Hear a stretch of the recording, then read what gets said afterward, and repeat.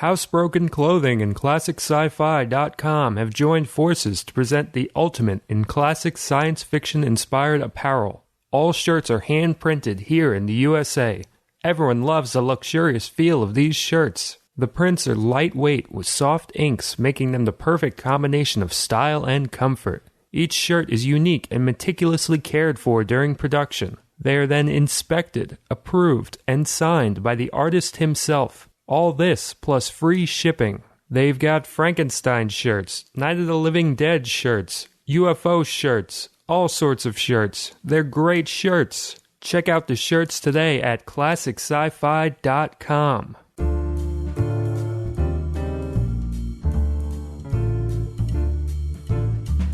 Welcome to the Smug Film Podcast. This is the 4th episode, and I am Cody Clark, your host. With me today is John D'Amico. Hello. And Jenna Ipcar. Good morning, Dave. All right, so today we are doing things a little differently. We're going to talk about not necessarily a topic per se, but we're going to talk about the best movies we've seen lately. New ones and old ones, probably mostly old ones. I mean, the beauty of watching movies nowadays is you can discover these great old ones just as quickly as you can discover great new ones on like Netflix and YouTube and all sorts of places.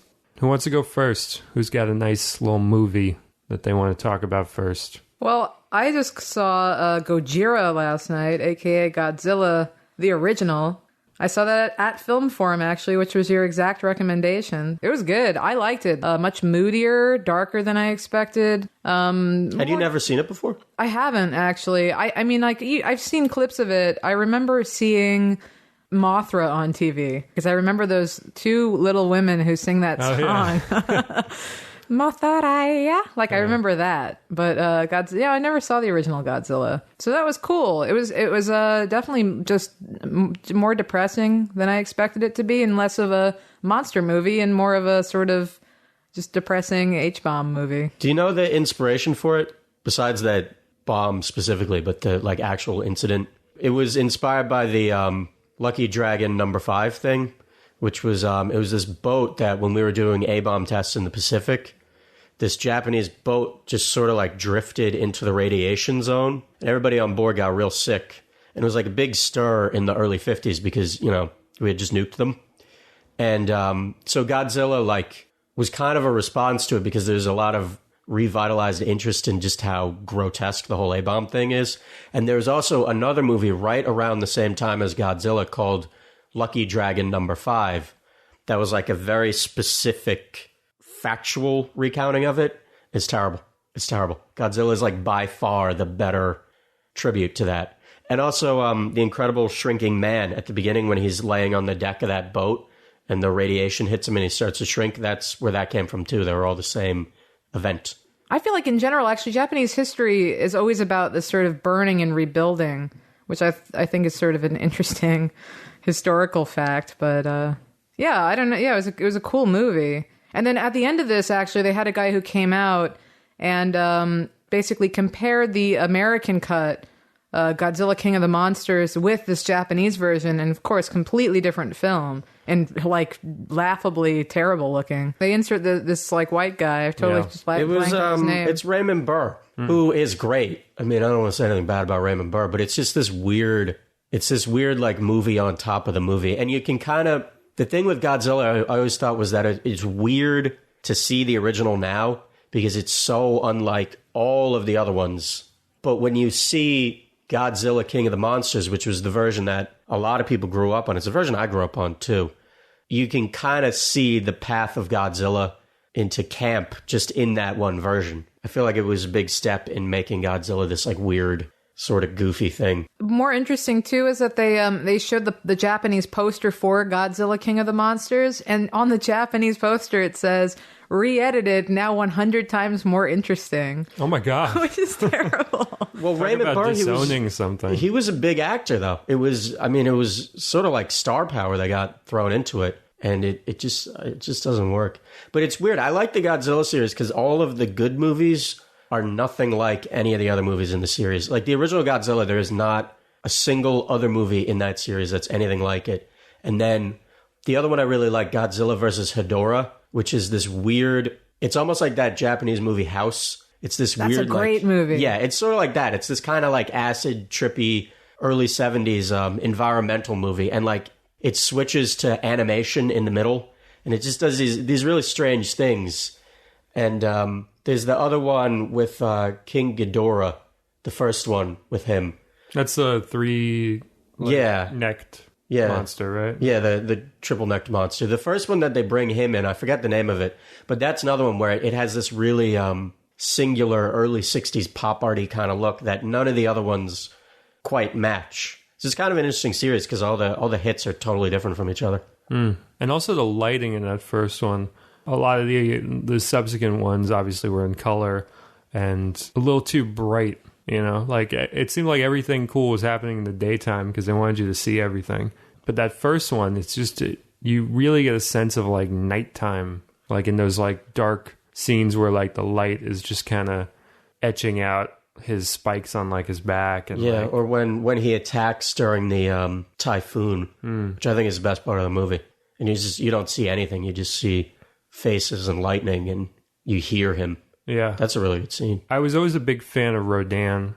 That was always the one that really connected with me because what separated that one from like Godzilla, Rodan was like a flying monster and it added this like threat of him just using the air to just destroy things, like him flying near a building and the building just crumbling from like the sheer power of the air.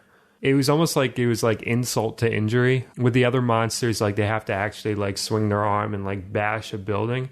But it was like Rodan could just like zoom remotely near a set of buildings and the buildings just crumble. When you view it in the context of the other big monster movies, you know, it was like these people have been through so much and now like a monster doesn't even need to touch the buildings and they just fall apart. So it had this like gut-wrenching quality. Like you start to like really feel for them where you're like, that's too much. Godzilla had that impact more than I expected it to. It's like if you looked at a lot of these scenes as a freeze frame, you'd probably laugh at like it's the puppets or the expressions, but seeing it moving and seeing it in context, like his crazy wild eyes are pretty crazy and wild as opposed to being just dopey. I've always thought the slow movement, when they really capture that slow movement well, you know, when with their shutter speed and, you know, just the way that the guy's moving in the suit, when they really get that like slow movement where you can it's almost like in action movies where they like slow down a punch or something, but like that feels more like an editing thing when you're seeing this giant thing and it's slow movement, you know, it's like it's actually moving pretty quickly. It's just so heavy and so large, and it just has that great thing where you're kind of cringing from everything that's happening. The guy who directed the first handful of them, Ashiro Honda, was Akira Kurosawa's second unit director, and they were like real good buddies. He was he worked on Seven Samurai and all those movies, which maybe is why there's that great sequence in the rain in the first one. But because of that, there was always talk until he died of Kurosawa doing a Godzilla movie, and he never did it. And it gets me. It would have been so good. John, you saw the Raid 2 recently. Yeah, I saw the Raid 2. I really liked the Raid 1 when I saw it when it came out, and then I saw Dread about 2 weeks after Raid 1, and it just blew that movie right out of my brain. But since then, I've kind of been keeping tabs on the director, Garth, what's his name? Evans? I guess I'm not taking that close tabs. Gareth or Garth. Gareth Evans. Yeah. Wayne and Garth. But yeah, he did this short in VHS 2 that was really sweet, and it was like the best part of the movie about a cult. And in that short, it kind of builds slowly, and then all of a sudden everything explodes at once, which was really, that's what Raid 2 felt like to me. Raid 1 was very different from Raid 2. Raid 2 is longer, and it's got a big plot. I was going to say, what is Raid about? I don't know it. All right, here's what we're doing. Raid 1 is about this guy named Rama, who's a cop. And he goes in with all his other cop buddies, and they're going to do a raid on this building where some bad guys live. And then they fight. And there you go. And that's your movie. And it's real nice. It's real bare. It's real clean. It's very grim, the first Raid. Like, there's a lot of just sort of like ugliness to it, like 1970s Friedkin style ugliness. It's not a good looking movie too. And I remember when it came out on like DVD and Blu-ray, you know how they always do like the Blu-ray reviews of like transfers and stuff. And it got like really low ratings on like the transfer to Blu-ray and all that, saying that it was all like muddy and, you know, complaining about the ISO and like the noise and like it was just looked like shit. But like it really works, like that really works for the film. Yeah. You know, when you're watching it, you know, it's not, there's no reason why it should be at all beautiful. Well, that's pretty much what you get from this one. Raid 2 was really weird. It took me a while to settle into it because it's completely stylistically opposed to the first movie. Oh, no. It's good. No, it's really good, but it's you know what it is? It's Terminator 1 versus Terminator 2. Oh, okay. It's longer. You just saved that for me. Yeah. That's actually really pretty much spot on. It's longer. It's more polished. There's more of a story with a lot of characters that you have to keep straight. And I wasn't doing a great job keeping them straight, to be honest, because I was not prepared for that. It's way funnier, too. It has just structurally, it's very different. The people don't feel like they're in the same world as they did in the first one. There are, like, characters who have, like, gimmicks and, like, special weapons. Mm-hmm. You know, they have to fight essentially mini-bosses, who's this girl with a hammer and this boy with, like, a baseball bat. And it's really, it's like Streets of Rage. You remember that game? Yeah, I love that. It's what it feels like. Yeah. It's strangest experience because it's. I feel like to I guess a smaller extent, what audiences must have felt like when they went to see Terminator 2 after watching the first one. Because you are not at all prepared for this movie to be what it is. It's good. I think, honestly, I prefer the first one a little because it's just shorter. And that really does a lot for me. But, yeah, it's interesting. It's a very different experience. It's interesting to see this director sort of explore his margins between these two and between his short and VHS to just sort of like tease out where he can work and what he can do well. Because there's some stuff in both of these movies that he just did not do very well. Like I've not, to this date, not cared about anybody in any of his movies. And that's something I feel like he's hitting the crisis point where he either needs to work on that or accept that and run with it, which I think Raid 1 did. You didn't really need to care. And this one you did to an extent, and it sort of dragged it down because I did not. Though the acting was pretty good. There are a few really good actors in it. It's not his strong suit. Visually, he's trying to find this style too, and I think he's going to do well. He's going to do better with the style of Raid 2 going forward than Raid 1. I feel like Raid 1 was a dead end visually. Well, it's almost like very singular, I think. Yeah. Raid 2, it seems more adaptable. You can do more. You just do more with the look of Raid 2. You can take it to different locations. It works in different kinds of scenes. You know, if Raid 1 had any sentimentality in it at all, it would not have worked visually. Are you glad you saw the second one in the theater? You think it's a theater movie? Yeah, because the crowd was all over it. Nice. It's one of those movies, every time a bone snapped, you could hear the whole crowd. You could hear popcorn flying up in the air. Yeah, it's worth seeing in theaters. Cool, yeah.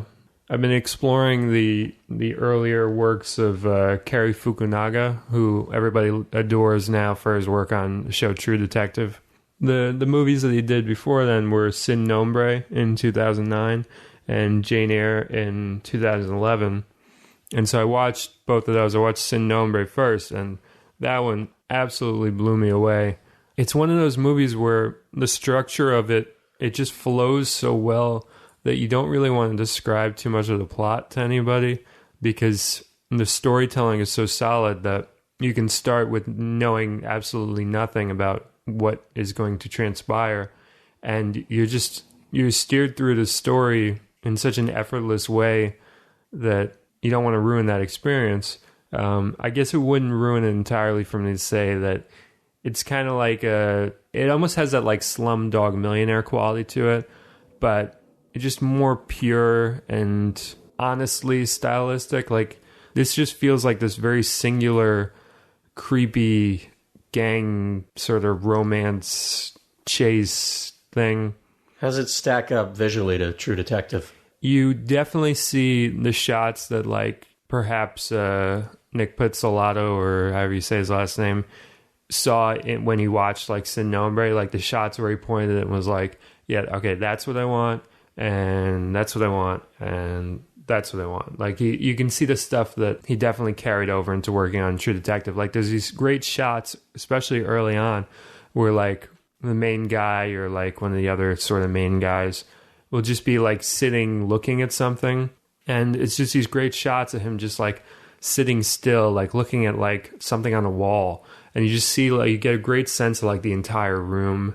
And you really focus on what he's looking at. And the same thing with, like, trees. His obsession with trees in True Detective and, like, roots and branches and stuff like that. You can see that in Sin Nombre. And you can see that in Jane Eyre. And I loved both of those movies. I thought they were fantastic. Like, with Sin Nombre, that was the one of the two that I thought I would like a lot better. Just because for some reason in my mind, I lumped Jane Eyre with, like, all those... Jane Austen. Yeah, but, like... Bronte. Yeah, remakes of, like, all the Keira Knightley stuff that, like, came out, like The Duchess, and then there was the other one, and, like, all those weird sort of... Yeah, like the Pride and Prejudice, like, romantic, yeah. Yeah, so I lumped it in with all that, but it's so it's different. Such a dark book, honestly. Honestly... Yeah, the book isn't like the Austen ones at all. Yeah, but I lumped that in there in my mind because I thought, Fassbender...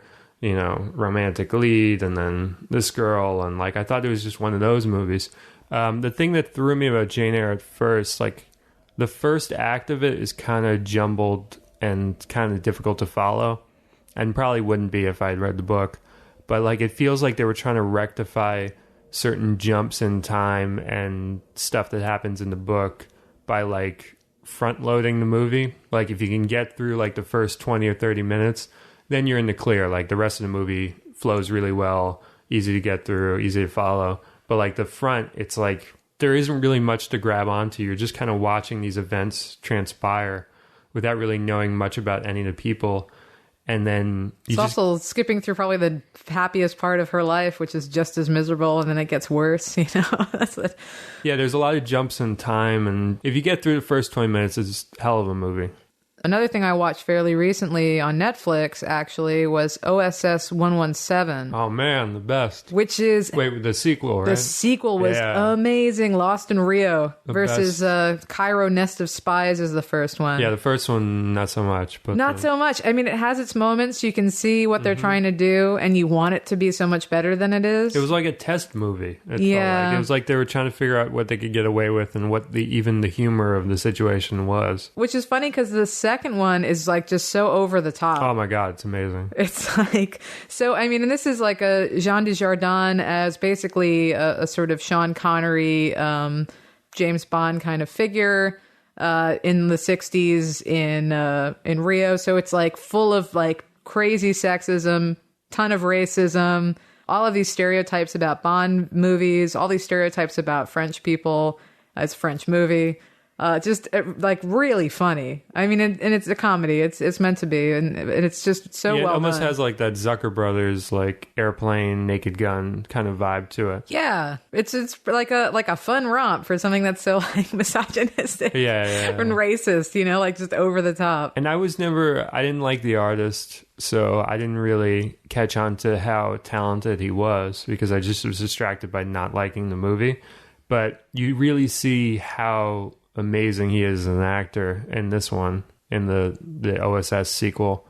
He's just like, he's a star, man. He's just like bouncing off the walls, just hysterical. Yeah, I agree. I didn't like the artist either.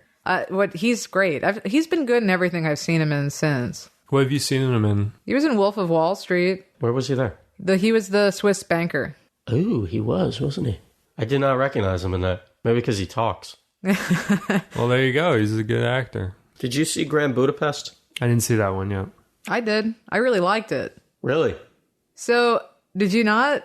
I liked many things about it, but I have never, except for Tenenbaums, I don't think I've ever really wholeheartedly liked a Wes Anderson movie. I think he's stifling. And I think, like, the coldness that people used to accuse Kubrick of having, I feel that in Wes Anderson's stuff. He's very cold. I don't like that, like, specimen approach he has. I don't like how overstuffed everything is. I don't like that feeling of being in like a curio cabinet. And I feel like he'll waste his best stuff. I thought Moonrise Kingdom was so close to being good, and then it just pulled back. And visually, even, it was so close to being good. There were such beautiful shots, and then he put that stupid Instagram filter over the whole movie and blew the look from it. Grand Budapest, though, at least is, I mean, it is gorgeous. It is unimpeachably gorgeous. But he does these, he indulges in all his little tics, and he keeps undermining himself. Like, the lead is this disaffected, deadpan, Wes Anderson-y lead. But the kid who's playing the role, I forget his name, the newcomer to the movie, he's not captivating enough to pull that off. Well, And it's not his fault. It's just not a good, it's a garbage role. I thought he actually had the character. I thought that he was the most interesting of everybody in that movie, mostly because I really like that they spent the whole movie heavily implying that his story was actually more interesting than the one that they were telling you. Except that you're getting kind of like the whitewashed European version story, which is very cold and very hands-off. And it felt like, you're looking at this dollhouse that's been carefully laid. Whereas you have Zero, who they talk about him, dealing with like being all of his family dying and like being pushed out of his country and fighting in wars. And now he's here. And the main character is the white guy who like may or may not inherit $1 million. That was so interesting. I thought that was way more actually emotional than Wes Anderson usually is. Because I agree with you. I'm not a big Wes Anderson fan. I like all that on paper, but I think it didn't play for me. And also, I really liked the way death was treated in the movie, which was that it's always kind of this anticlimactic. It's not like an end to a story. It robs you of a story. I really liked that. That's a great point about how he handles death in a lot of his movies, actually. Yeah, that's the thing I like, I think, most about his movies. And it was probably at its best here. But it didn't play for me. There was nothing for me to latch onto, and I hate to call things self-indulgent, because I feel like directors should be allowed to indulge. But this one, it felt like there was just no voice in it beyond his. I felt like this was one of his more accessible movies for me, though, because I'm not a big. My understanding of Wes Anderson is that I really don't like his earlier movies. Like anything that a Wes Anderson fan likes is usually the thing that I don't like. Like what? Like I hated Bottle Rocket. I don't like Rushmore. I don't really care about Royal Tenenbaums. I really like Life Aquatic. And then I really liked Darjeeling Limited. And I've really liked Budapest. I did not like Moonrise. So it's kind of like the complete opposite of what anyone I know who's a Wes Anderson fan. They're always like, "Oh, what do you mean? That's the best one. Those are new ones." But Moonrise is the only one that I actually definitely don't like. I can't stand that one. All the other ones I like to love. Like that's the kind of, I either like it or I love it. The earlier stuff that you mentioned, I adore Bottle Rocket. I've seen that one like 20 times. I love Rushmore. Royal Tenenbaums is like one of those crucial movies that I actually could have talked about in their last episode. Like one of those movies that like just got me really into film and made me even want to write and make ones. But the thing that I think the problem with Wes Anderson, his coldness when he's telling a story, also he has this certain coldness to his previous films that rubs me the wrong way. When I listened to the Bottle Rocket commentary, I couldn't get through more than 15 minutes in it because he's talking about the movie and he can barely remember what's in it. He doesn't even want to be doing the commentary. He's talking about other stuff. It's one of the most insulting commentary tracks I've ever heard. That's interesting because I feel like for all my problems with him, it really does feel like he invests everything of him into those movies. Maybe it's just Bottle Rocket. Maybe it's when he finishes a movie, he just wants to move on to the next one. Yeah. But he is so cold and distant to that movie. And I really think that in that movie, it's a lot less of the meticulousness that he sort of, once he made Royal Tenenbaums, he was off on this like meticulousness train of like, all the wallpaper and all the little tiny things and all the, every aspect had to be this perfect Wes Anderson look. Whereas like Bottle Rocket, it was more of its own distinct vibe. And I always wish that he would return to Bottle Rocket and do something a little bit more honest, because there's moments in Bottle Rocket, like the scene where like Luke Wilson and Inez, the character Inez, they run into like the hotel room and they like have sex and everything. And there's like this great flowing moment of like the drapes and then the the sheets and everything. That's just this honest, pure moment that apparently he doesn't even give a shit about because it doesn't live up to the Wes Anderson look. Like if you saw just that moment, if it wasn't for like the booming Wes Anderson-y soundtrack, you wouldn't think Wes Anderson whatsoever. And he's certainly capable of that. Like I love Balrog. I think it's a great movie.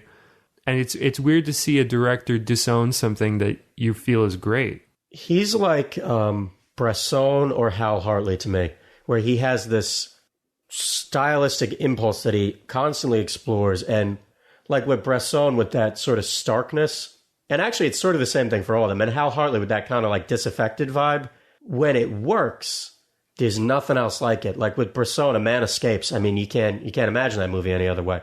And with Hal Hartley, Trust and Surviving Desire, really, that vibe feels essential to them. But in all three cases, when it doesn't quite line up with the vibe and the just sort of the inner life of the characters feels stapled onto their outer lives, it's a disaster to me. And I feel like, to me, Anderson is a Hal Hartley who's never made Trust, or a Bresson who's never made A Man Escaped. He's just constantly getting in his own way. Which is why I'm surprised you like him, because you're such a fan of messy cinema. Messy cinema? Yeah, I am too. I mean, stuff like Mikey and Nicky, you know? Oh, yeah. That's, top tier for me. I love that movie. I think the thing about Wes Anderson, he never gives himself room to find what a movie is about.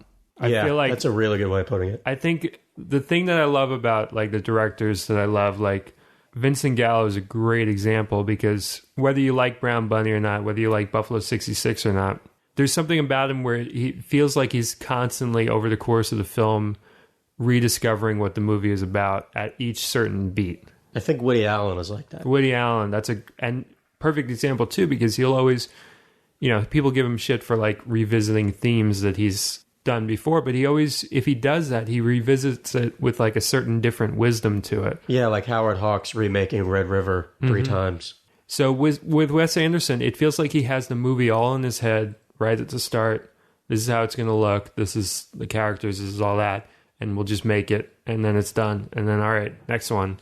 This is what it's going to look like. This is how it's going to be. This is why whenever the comparison comes up, which it does a lot in my life, I always like the show Homicide more than The Wire, because I think The Wire does the Wes Anderson thing where it locks itself into a mood and a look and an approach, and it just follows that to its absolute limit. And it's good, but it has no tectonic activity. Whereas Homicide has some of the worst episodes I've ever seen of a show, but because of that, because of its willingness to just go with sort of the flow of what it's trying to do, it also has moments that are so good and so raw and so unlike anything and so honest that they eclipse, in 2 or 3 minutes, they'll eclipse the entirety of what The Wire is trying to do. Another, just a quick comparison, when you're talking about Homicide and The Wire, it made me think of these two movies, Squid and the Whale, the Noah Baumbach movie, and this movie Daddy Long Legs by the Safdie brothers. They're similar. They're about like divorced parents and like the tumultuousness of like the kids and everything. And Squid and the Whale I've loved for many, many years. And I saw Daddy Long Legs recently, and it is that messy cinema version of Squid and the Whale, where it feels like when you watch Daddy Long Legs and then you think back to Squid and the Whale, if you feel like you're thinking back to some like big blockbuster movie almost. Like it feels over polished in comparison. Whereas like when I'm watching Squid and the Whale, I don't think over polished whatsoever. And there are moments in Daddy Long Legs that just don't work whatsoever. Like the opening sequence of that movie, it's this really shaky cam, terrible sequence. But in your memory, when you think back to that sequence, there's a visceralness to it that only comes through after you've seen the movie. Every time I rewatch that movie, I'm going to be bothered by the shakiness of that beginning. But every time I think back to that movie, when I think back to that shaky vibe, it's almost like this remembering a dream thing where like I'm remembering the emotion of it and not the actual aesthetics, which just kind of disgust me. It's not theoretical to you. Yeah. I think it's pretty on purpose, though, Squid and the Whale and Wes Anderson, in the sense that it's about people that are like that. Like Squid and the Whale is about these sort of academic, white, middle-class people, and it makes sense to me that it is more structured and it is more cold. Same thing with Wes Anderson. I think that's just he picked a type of person that he likes, and every movie is about that one type of person. That's a good point. And Noah Baumbach is good on that. In that, I didn't like Francis Ha whatsoever, but I like that he's tackling different kinds of people. Right. I like that with Squid and the Whale, he's got these subjects, and then in another movie, completely different. I like that jump. Wes Anderson, though, he's been chasing J.D. Salinger his whole career. He's been chasing... absolutely. He's been chasing the Glass family, but when you really look at the Glass family stories, they're all very precise, because Salinger is very precise, but they feel different. The ones that are told by Buddy feel very different from the ones that are told by Zoe, which feel very different from... the specter of Seymour hanging over the whole thing is just... They're all different personalities. Wes Anderson, I don't think he's capable of that approach to character, that sort of difference of perspective, of input. I think also, J.D. Salinger is he's very emotional. The Glass family is all about love, and it's all about grieving. And then, Wes Anderson is like, he doesn't have that, maybe he doesn't have that emotional ability or is able to express that sort of emotion the same way that Salinger could. He had a bit of that in Rushmore, I felt. Because Tenenbaums too, I think. Yeah, when you look at Rushmore, the comparison I would make to J.D. Salinger is that Rushmore is very much about coping with death, and so is Catcher in the Rye. But they're not overtly about it. But then once it clicks in your head, you're like, oh, duh, it's about coping with death. Like, it's something that you think back to it, and you're like, oh, that's completely obvious. Like Rushmore, they never shy away from the fact that it's about this kid who suddenly got really super productive after the death of his mom. And, he's going through the emotion of that for the entire movie. And in Catcher in the Rye, he's always talking about the death of his brother. Right. But everybody always latches on to him saying phony a lot and, the sort of adolescent vibe of it, but they're not addressing no, this dude is getting over the fact that his brother died, and this kid is getting over the fact that his mom died. There's enough to distract you from it that you don't really think about it until after the fact.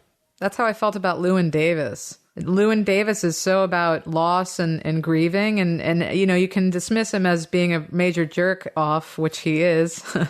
But I think that there's a whole level of, you have to understand that context in order to really get the movie. Salinger wrote, essentially every story he ever wrote was about coping with death, with the possible exception of Raise High the Roof Beam, but even that retrospectively is. But they don't feel like the same story over and over.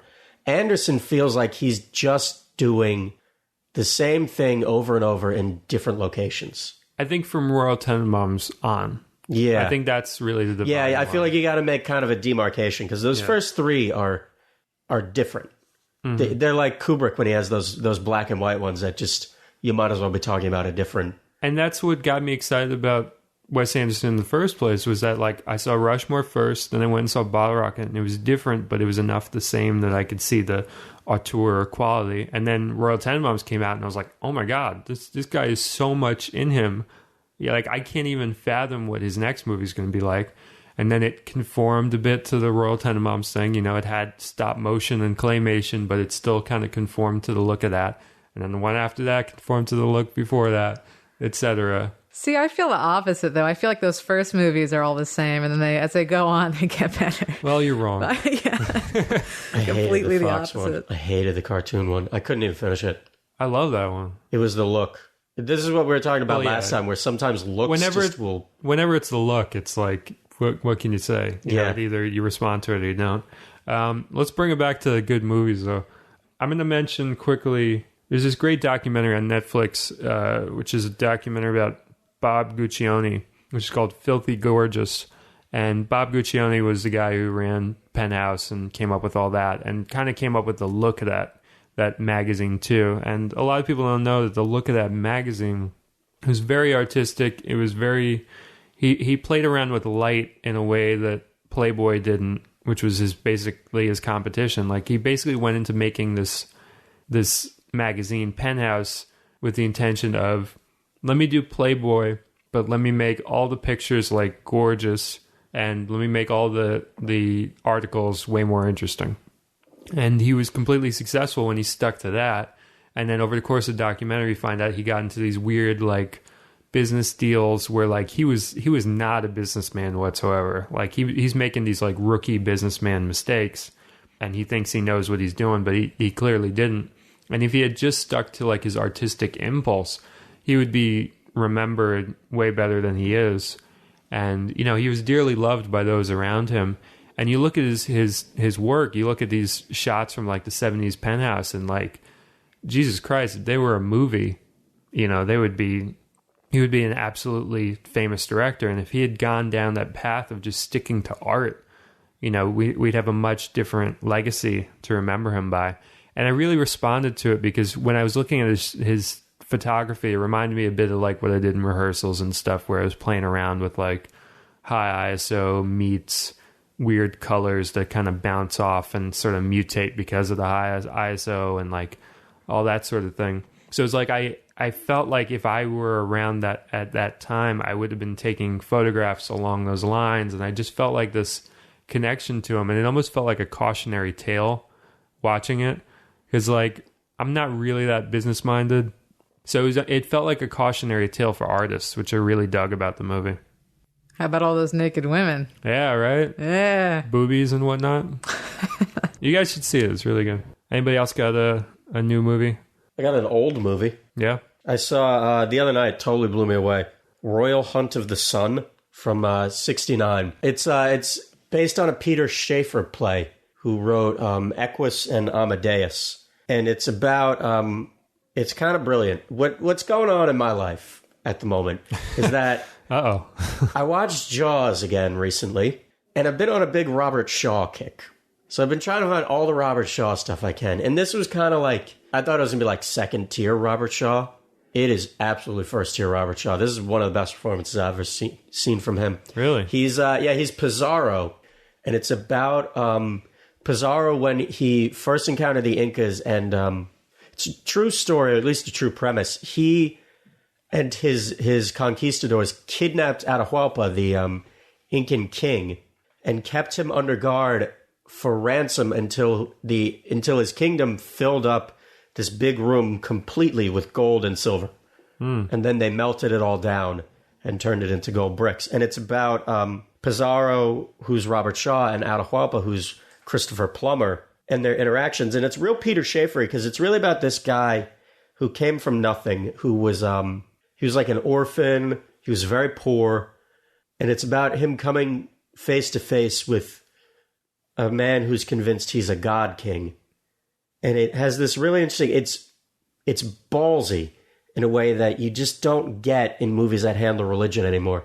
Because it essentially stacks the Incan belief that Atahualpa was a god who was also a man who couldn't be killed, because if you killed him, as soon as the sun, which was his father, rose over the mountains and touched his flesh, he would rise back to life.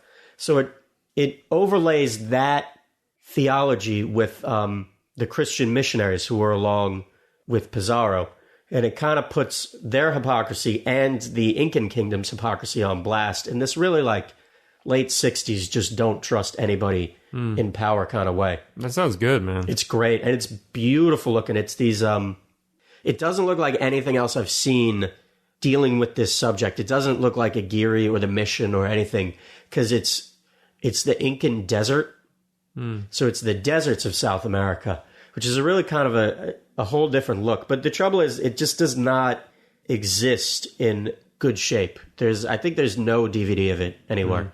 You gotta scrounge up an old letterboxed VHS, and it's a shame because it's beautiful looking. And there's these really vivid colors, and there's these moments that just feel so fresh even today. There's one scene where it's a massacre of the Inca by the conquistadors, and it's done in slow motion over this upbeat Incan song, and it's this really like the counterpoint of the music and the beauty of the images against the violence. It's really it's still fresh. The whole movie felt really fresh, and it felt ballsy. I mean, that's all I can say about it. Just beautiful writing, beautiful dialogue, incredible performances, and just like guts that you don't get. Maybe it's because we're less angry just as a culture as we were. But I feel like you don't get that kind of anger and that kind of aggression in a movie that handles history and Christianity and these sort of like touchy topics anymore. I feel like you would kind of dance around it now. Yeah, that's definitely one to check out. So how did you come across it? How did you get the copy? Just online? Yeah, an old VHS. It's part of my Shaw-a-thon, in which I also watched Figures in a Landscape from the year later from 1970, which was not as good. Shaw wrote it, a little bit of it. And it's about, it's him and Malcolm McDowell, who are escaped convicts just on the run from a guy in a helicopter, which is a great concept. And it's this really cool stripped down kind of concept, but they can't sustain it for an hour and a half. Royal Hunt of the Sun was much better. Cool, yeah. Check that out. Nice. You got one more, Jenna, and then we'll do some mailbagging. I saw the Alan Partridge Alpha Papa, the movie. Oh, nice. In theaters recently when it was out, and that was great. Actually, I mean, I love Steve Coogan and Armando Iannucci, both of who's created. Who's Armando Iannucci? He did Thick of It and In the Loop, and I think he writes Veep or produces it. I haven't watched that though, the HBO. But Steve Coogan, this is his long-standing character who's sort of this radio jockey TV personality who's just a major asshole, which is now like a thing. You know, I read a review of it that compared it to being a better version of Anchorman, which I thought was sort of interesting since that character's been out since 2000 or something is when they started doing that. Anchorman definitely owes a debt to Alan Partridge. So, I mean, it's kind of funny, and it has become a theme of having these sort of shows about, and that's maybe thanks to Iannucci, but having these shows about assholes, you know, just people that are just really dreadful people.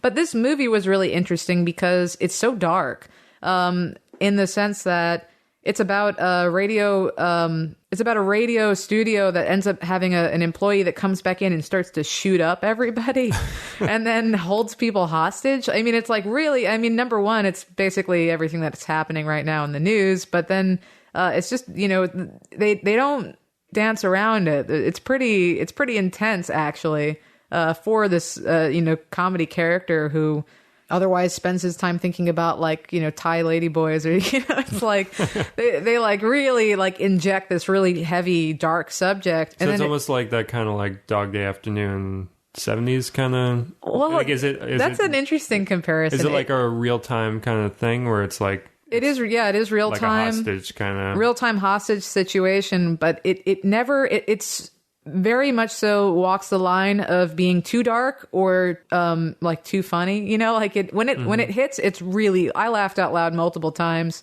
in this theater of 3 other people. Yeah, I gotta check that out. He's one of those guys where he's like, some of the stuff like Saxondale I wasn't into, and like a couple other things, but like when he's on, he's fucking brilliant. Steve Coogan, he's great. Have you guys seen The Trip? Yeah, I love The Trip. That was so good. No, I saw pieces of it. I liked it, but I never finished it. It's worth checking out the whole thing. But I would totally recommend Alpha Papa. I think it was only in theaters in the U.S. for about 2 weeks or something. I just managed to catch it. Oh, it's called, I think in the U.S. it's called Alan Partridge. Yeah, that's what I thought. And the movie is in the U.K. was Alan Partridge Alpha Papa. Why is it called Alpha Papa? Like AP.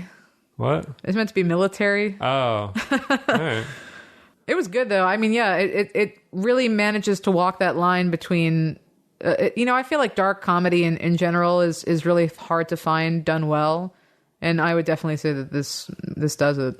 Yeah, he if you guys haven't seen the Alan Partridge character, there's this clip you can probably find it on YouTube. Did you ever see the one where he's like at the horse race and he's talking about like the horses at the race and all that? Oh, I have a vague recollection of that. You got everybody. We'll put a link to wherever it is on YouTube, but it's just him covering this horse race and talking about like these weird like horse race names, and like it's just this perfect thing that, like, you know, obviously Sacha Baron Cohen owes a serious debt to him, and it's that great like kind of like you know, at a real location piece, but like talking nonsense and talking bullshit, like the whole thing. And you guys just gotta check it out. That's a good one. I think we, and actually the British in particular, because they've always been so much more interested in this. I think we're hitting a point with the dark comedies where the pendulum is going to start to swing back. I think some of them are so aggressively anti-comedy now that you're going to have no response but to be bored of it. And I think it's going to start swinging back. I'm going to make a prediction right now. I'll bet like the classical I Love Lucy kind of comedy is going to make like a big surging comeback soon. I mean, there's certainly actresses, comedic actresses that could pull that off, that kind of thing. Well, I mean, it didn't really go anywhere. I mean, Bob's Burgers is kind of like that. But I think the like ultra dark comedy thing, it's great, but I think it's on its way out. Like Louis, I think in a few years it's going to start to wear off. Because people, in particular Louis C.K., people are so enamored with him right now that they have no choice but to get sick of him, Of course. They put him in that spot. I never liked him anyway, so I don't really care. But this sort of like, this comedy as tragedy thing, I'm calling it now. Give it 3 years. I think Louis works when there's like a great payoff. Like all the great episodes of that show, the third act, there's just this great moment that just brings it all together. And I think finding that perfect payoff is really, really difficult when it comes to dark stuff. Like when you're going really, really dark, to be able to go really dark and then bring everybody back out of it. Like you really have to be a really good storyteller to take somebody that low. And like Todd Solondz, I think when he's at his best is so good at that. Always Sunny can do it. Not so much anymore, but maybe the first 4 seasons or so, 5 seasons were Always Sunny. I think they really mastered that. A Serious Man was my favorite black comedy. Yeah, Oh, A Serious Man I think good. got it, and then Llewyn Davis did nothing for me. Serious Man was just fantastic. I don't think Llewyn Davis was doing the same thing, though. I think Serious Man, though, I agree, because the dark comedy stuff, Louis can really grate on me, honestly. And I like Louis C.K. It feels obnoxious after a while, doesn't it? Like it feels like it's self-flagellating after a while. I would recommend Alan Partridge, I think. They do it well. I love that show. I thought that show was so good, Alan Partridge. The movie really, I mean, like the second you think like, oof, too much, like it knows, like that's like a good black comedy. It's the navigation aspect that needs to be there with dark comedy. All right, guys, we'll take a quick break and then we'll be back with a couple mailbag questions. And now, a movie joke by comedian Anthony Kapfer. They should make a porn version of the movie Big. It'll have an average guy at a carnival. He'll walk up to the Zoltar machine and he'll say, "I wish I were big." The next morning, he'll wake up in the body of porn star Ron Jeremy. They won't even have to change the title of the movie. This has been a movie joke by comedian Anthony Kapfer. Visit him at anthonykapfer.com. Kapfer.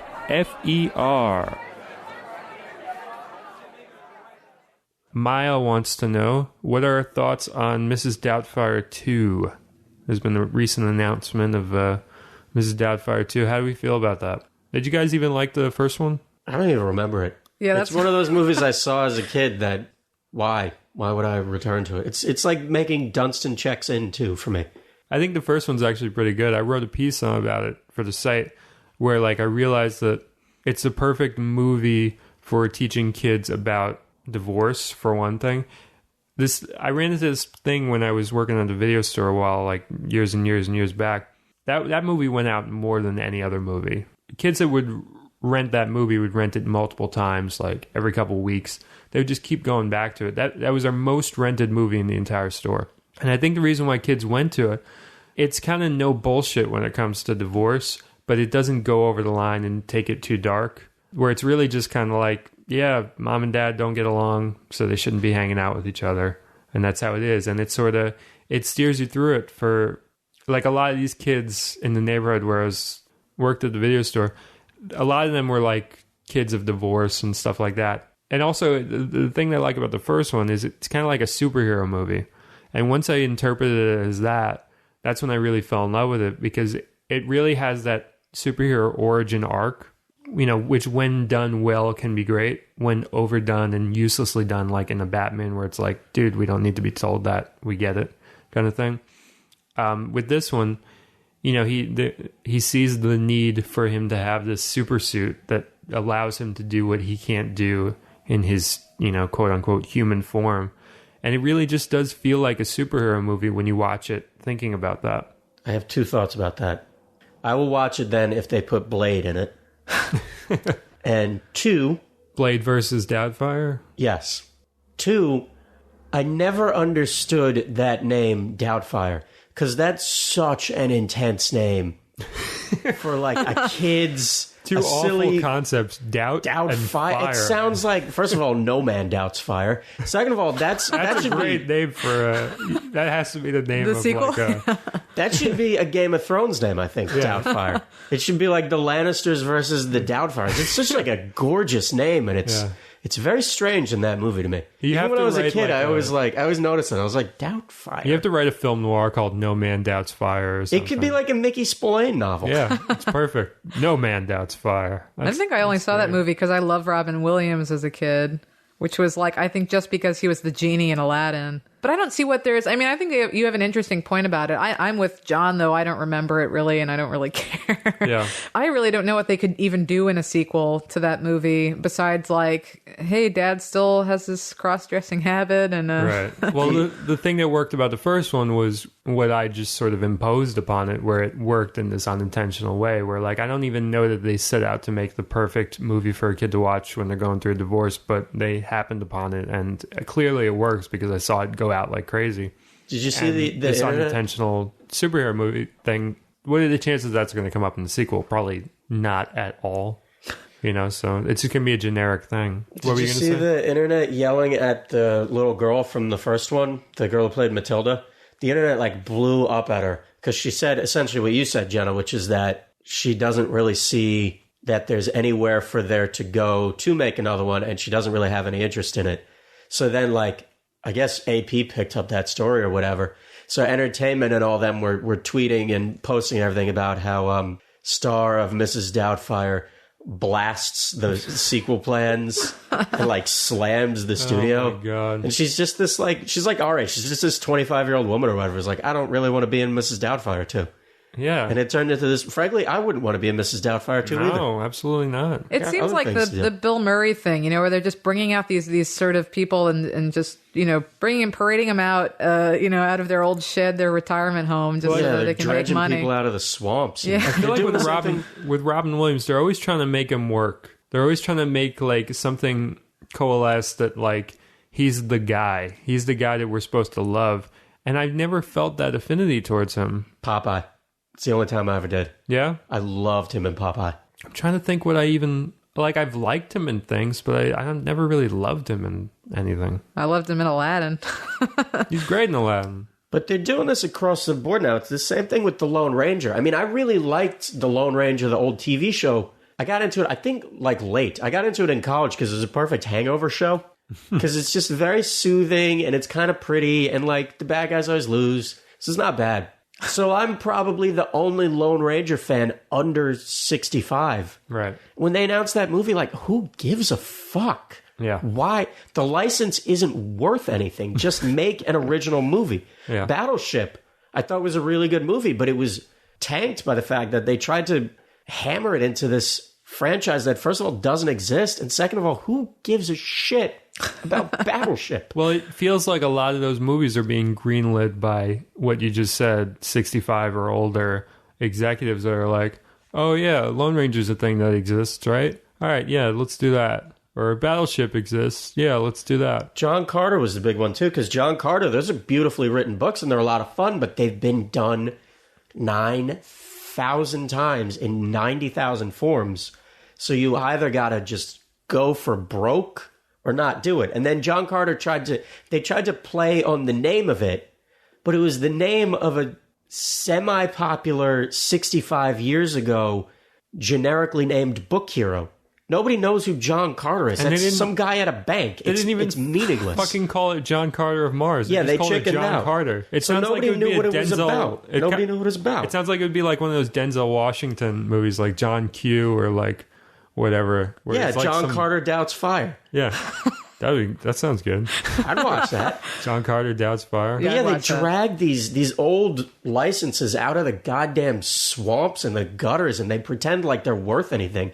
Green Lantern, I mean, like, we all of a sudden pretended we cared about Green Lantern. I liked the logo. That was the only thing I liked about Green Lantern. That's the only thing anybody likes about Green Lantern is that little green logo on the white dot on like the green background. It's a great little logo. It works. Other than that, who the fuck cares about the character? All right, let's move on to the next question. Well, this kind of touches on what we were talking about. Steven asks, why are movies so goddamn terrible all the time? There's the weird sequel. I think we've all spoken about this sequel phenomenon. I think that, yeah, it's about this. Nobody has original ideas, or nobody's interested in greenlighting or putting a lot of money behind original ideas. And then you end up with, I don't know, this sort of like art house movies are the only things that are coming out that are about like people, you know? I fundamentally disagree with that. Really? And What's come out recently? Disagree. Gravity I thought was brilliant. I know you didn't like it, Cody, but I thought it was brilliant. Pain and Gain was a goddamn masterpiece. Spring Breakers was incredible. I mean, you could just go down. 12 Years a Slave was a phenomenal film, and it was the type of film that everybody... The thing with 12 Years a Slave was... It was the same thing that happened at Paranormal Activity. Everybody acted like it was part of a trend, and it was not. After 12 Years a Slave came out, everyone was like, oh, another fucking slavery movie. When was the last one? Amistad in 1997? Yeah. It was this really groundbreaking and I thought really innovative and technically marvelous movie that it couldn't have been done a few years ago. I think movies are in a great state right now. I think I'm just even the ones I don't like Inside Llewyn Davis, I'm really glad it was made. I'm really glad that somebody's making something that personal, even if I didn't respond to it. I think the thing, though, I mean, I agree. I mean, like Prisoners, I loved actually last year, which I don't think, you know, that was like great. No that was original. Press, no attention. But every time I hear somebody talking about it, they're like, no, it's really it was fucking good. That was the meanest movie I've seen in a while. I like mean movies. Check that one out. Super mean. But I think what gets me down is just seeing all of these sequels for all these superhero movies, for all these crappy animations that end up being the top grossing film for forever. You know, like, and when you see that, it's like, man, there's so many better things out. Well, but they always when you do hear that. when you hear the Marvel thing, like they made that announcement the other day, they've planned out all their movies through like 2025. And you're like, oh my God, like it's just fuck. It's just daunting because it's like I've been waiting for the superhero thing to fucking go tits up, but it hasn't. And now they're committing to like for the next 10, 15 years. And they keep making these dumb superhero movies. Like, where's freaking Wonder Woman? You know, like they come out with the Don't get me started with fucking Wonder Woman. with the tree okay? and the raccoon is coming out, but Wonder Woman is too weird. You know? But yeah, what's that one? The Galaxies one? Yeah. Guardians of the history Galaxy. of film, though, I mean, it's exaggerated now because the cost of everything is so inflated. But the history of film has always been that there's this strata of just sort of like whatever bullshit at the top tier, and it doesn't matter. It's white noise. Most movies are. You go back to the '60s. You had there was the early '60s when they were rocking To Kill a Mockingbird and great movies like that. There was also Cleopatra was riding. Even the new Hollywood era, everybody thinks that was a totally different form of filmmaking. It really was not that different. The same year you had in 69 or 68, you had Dr. Dolittle, which was just this huge, overinflated, costly piece of shit. And you had into the 70s, I mean, Star Wars, the year before that, you had goddamn Logan's Run, which was terrible. Don't let anybody tell you otherwise, because it's really bad. Yeah, Logan's Run's bad. Except and for Damnation our girl. Alley. Our girl is in that. Oh, though. Jenny, I got her. Oh my God. What an incredible human. But Damnation Alley. Yeah, I mean, it's just... Movies are as bad as you let them be, you know? Just like don't let them in if you don't like them. This is essentially the piece I wrote in response to Greg's piece. Mm-hmm. You know, if you really think all movies are terrible, then you got to reevaluate where you're at, not where the movies are right, at. it's your criteria. I see what you're saying. I think where I fall in with it, I think 90% of everything is not that great, and you have to sort of make it great by how you interpret it. And then there's like the cream of the crop 10% where it just really, really works. And you see that. What do you mean make it great by how you interpret it? I think you have to look at things in a certain way where you have to... Everybody has sort of like this tunnel vision where like when you're looking straight forward, those are the movies that you really click to immediately. And then like as things go into your peripherals, you kind of have to like meet it halfway. And then like all the stuff behind your head, like it's just stuff that you're never going to get into. And that's what I mean, where like 10% of the stuff that comes out is really going to align with you, whoever you are. And then you sort of have to meet things halfway at a certain point and sort of think to yourself, all right, maybe this isn't something that I would naturally gravitate towards, but there are things in it that I like and stuff like that. Yeah, I agree. Because I feel like a big thing, maybe this is why movies are terrible now to some people. I feel like a lot of people now go into movies looking for a fight, you know? And I feel like there's this sense that when you go to a movie now, it's like a goddamn job interview. And there's no sense of sort of like seeing what the movie is, seeing how it works, seeing how it sort of gels with you. It's this sort of like impress me or like get the fuck out kind of thing. I bring up Battleship because it was not a great movie, but it was solid, and it was absolutely not the movie that everybody pre-decided it was going to be. You know, how many people didn't even see it and said it was stupid? It really was not stupid. It was very smart. It was a lot smarter than... Peter Berg directed that. Yeah. Right? He's good. Yeah. He's done some good stuff. There was a lot of... What they did with the aliens in that movie was really interesting, for one. There was this sort of sense that they weren't really villains. It was all sort of just a stacked set of miscommunications. There's a lot of really interesting stuff going on in that movie that people just close themselves off to. And the same thing, another one I always bring up for the same reason, Paranormal Activity. Paranormal Activity, everybody responds to it like it was this processed out of a mill idiot horror movie. It was not. It was something one guy like you or me or any of us made in his house for $11,000, and it was stone cold terrifying. And if you go into it like an asshole wanting to fight it, you're not going to like it.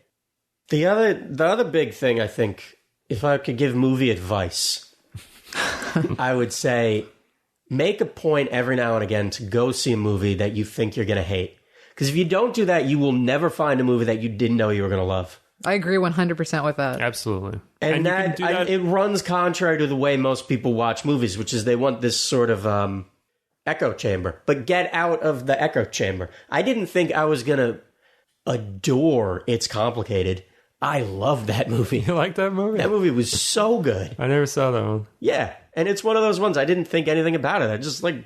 I went to it with a friend because she wanted to see it, and I loved it. And if you really are so dead set on staying in your box, then go make a movie. You know, if you feel like there's not enough movies that you want to see, go get a camera and make a movie that you want to see. You're probably the person that should be making a movie. There's my favorite thing is the Roz Talks Manifesto, which is what influenced The Simpsons and a whole bunch of other great art that came out of the fact that, you know, one of the crucial parts of that is if you don't like something, you probably should be making it. If you don't like pop music, you should probably be a pop star. If you don't like how movies are, you should probably be a filmmaker, because you're going to add something, you're going to contribute something that's going to improve the art form and take it in some direction. You know, when you're repelled by something, whatever it is, it's probably because you're seeing something that isn't being represented within that specific thing. It doesn't mean that you should go off and be some avant-garde musician because you don't like pop music. It's like, no, be a fucking pop star. Write pop songs that you do like. Come on, people, make a movie.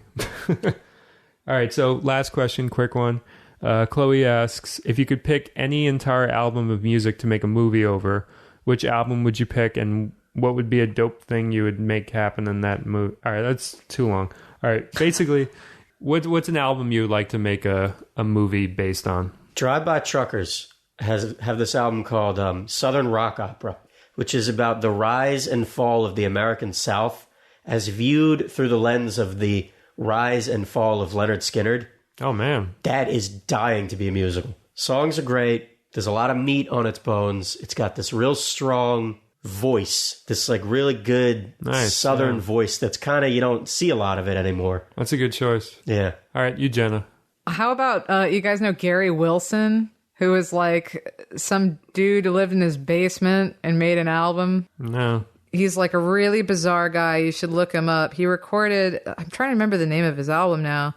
One of his songs like 6.4 equals Makeout or Chromium Bitch. Like, it's his number one, look this guy up because he's insane. He has it sort of like, you know, Daniel Johnston, like weirdo and his outsider art kind of thing. And he's so sincere, and he has the greatest album cover. And I would just love to see I would love to see the sort of inside of something like that. Yeah, let's get like a almost like a biopic, but it should be really visual. It should have that kind of like Yeah, it should reflect the... Jodorowsky kind of like, you Yeah. know, everything's a metaphor. Yeah. So I think my choice, I'm gonna go with Andrew WK, I Get Wet.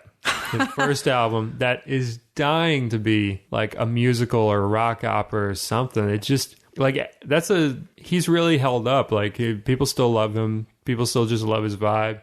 Yeah, I think it'd do really well. I just think it, you know, just shape it into a story. You know, maybe change the order around a little bit. But I think that'd be a great fucking movie. Not DMX. What you listeners may not know is that I'm sitting right now next to Cody's sprawling DMX collection on his shelf By behind sprawling, he means 2 CDs. Actually, a lot of those old DMX ones would probably work because, you know, me and John D'Amico love that movie Belly. I mean, Hype Williams doing like a DMX album as a movie, that would be pretty awesome. All right, let's close things out. Thank you for listening. You know, subscribe, rate, do all that stuff. That's helpful on iTunes. A lot of people have been doing that, and that's wonderful. And we'll see you soon. Any parting words, guys? me. Yeah, British Parfait just put 85,000 movies on YouTube out of their archive. Absolutely. So go to YouTube. Old newsreels and all sorts of nice stuff. You gotta check that out. How about you, Jenna? Parting words. Parting words is I'm totally going to go check that out, like right now. Yeah, sounds pretty damn good, right? I looked at a couple of them already. They were pretty awesome. And my parting word is I'm going to check out more of those because I enjoyed what I saw. And I know there's more because it's like 85,000. So there's got to be some more. All right. Thank you for listening. Bye-bye.